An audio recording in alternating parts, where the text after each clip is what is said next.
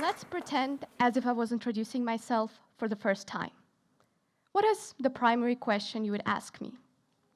Maybe you would be interested in my name, my age, my occupation, or hobbies. However, having dealt with the international community, I've noticed that the question that I'm being asked the most is, where do you come from? And this may seem like a simple question to most of you. However, I find it as rather intimidating. And that's because I don't have an answer to that question. I don't know what my nationality is, and it always triggers my inner debate on where I belong. My journey started 18 years ago, or maybe even before I came into this world.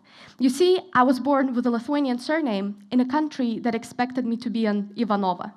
Russia just couldn't accept the various endings of aite, as, and genia, so my parents had to spend the first days of my life running from one governmental institution to the other, trying to convince everyone that my name had a legal basis for registration, and we were not trying to reinvent the wheel. My parents got what they wanted, and by the age of 6, I had already told the story about my Lithuanian grandfather to every person who came across my name. I didn't know it back then, but that was the beginning of a complicated relationship with my nationality. Cambridge Dictionary defines nationality as the official right to belong to a particular country. And each of us might have our own definition of where we belong, but I'm sure that many of you might think of it in a similar way. It's a place where you feel safe, comforted, and welcome as your home. And that concept can be so tangible to some of us because we want to have a physical place to be attached to. We can think of it as a house. It has a fence to protect you from all the outsiders. It has a facade to put all the symbolism on display. It has a front door to let the ones accepted in. There are corridors and hallways filled with paintings, sculptures, and trophies. And in the attic, there are old records and photo albums. That house can be old and covered in cracks and dust, or it can be new and shiny. But this is the place where we grow up, and it's so deeply embedded in our lives and who we are that we often don't even think about it. The first time I thought about my nationality was when I entered first grade. School was used as the ultimate tool for raising a patriotic generation. Our heads were perfectly empty to be filled with love to the motherland. The first flag I drew was Russian. The first books I read were by Russian authors, and even the first dance I performed was dedicated to the nurses in World War II, where Russia fought for the bright future of the whole world. But that was just a glimpse at my nationality, just a facade covered in colorful matryoshkas and flower ornaments which were being painted by my teachers in my vivid imagination. And as a kid, I liked this fun and colorful house. It seemed like from fairy tales which my mother would read to me. And a fairy tale it was. I didn't actually know what comprised the foundation of the place I called home, but I was already expected to be proud of it. But I wasn't, not for the reason of being disrespectful or rebellious. Just as a kid, I couldn't understand the correlation between the flag that I drew and the duty to sacrifice my life for my country. And as I was growing up, I got to explore this house and learn what's been kept in the dark. And alongside the shiny trophies and golden medals, I've noticed skeletons in the closet and the dust swept under the rugs.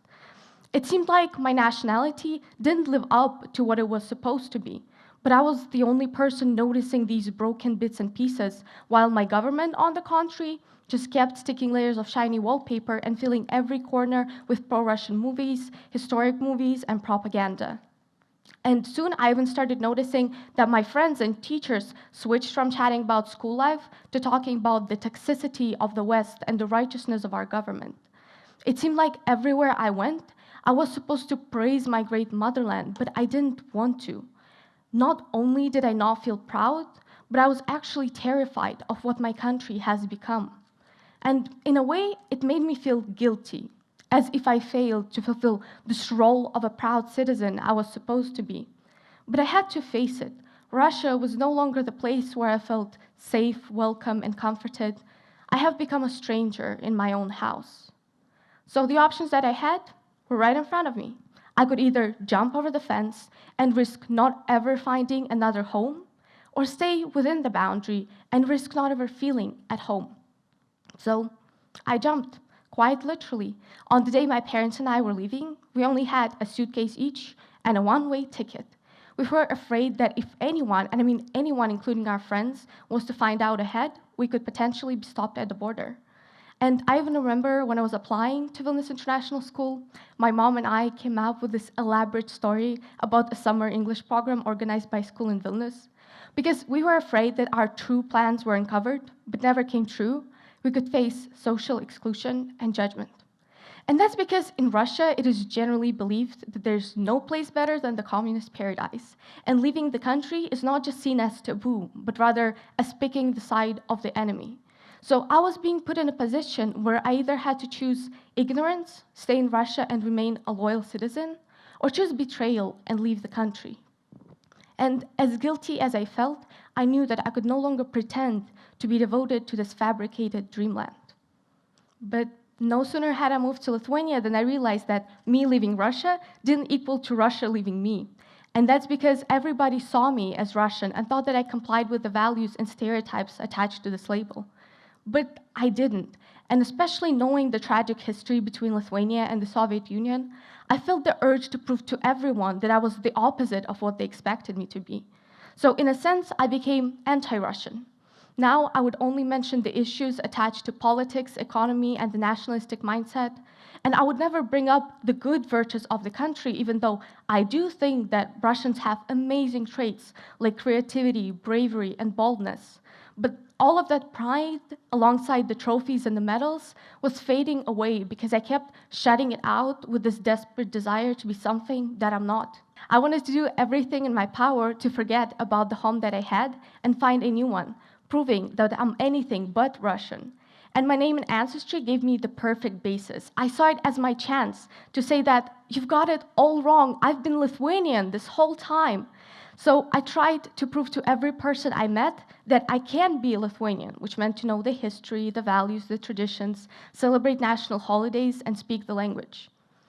I have a clear memory of meeting my boyfriend's parents for the first time, a traditional Lithuanian family in many generations. Their approval meant the world to me, and I saw it as my ultimate challenge.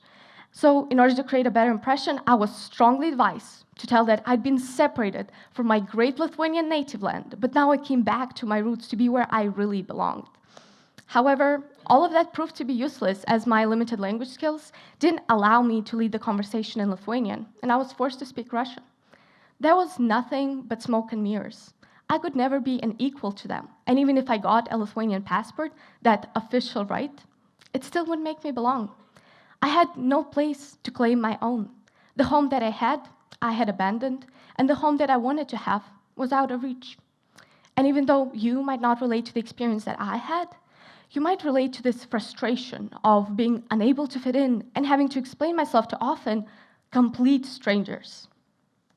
Nationality has been put on a pedestal since my childhood. At first, I was supposed to treat it as an obligation to be proud, then as a burden of shame, and lastly, as an honor, which I had to earn. And I let myself be manipulated by these artificial values to the extent where I forgot that above all, my nationality should have been my home, that place where I feel welcome, safe, and comforted, which was neither the case with Russia nor Lithuania.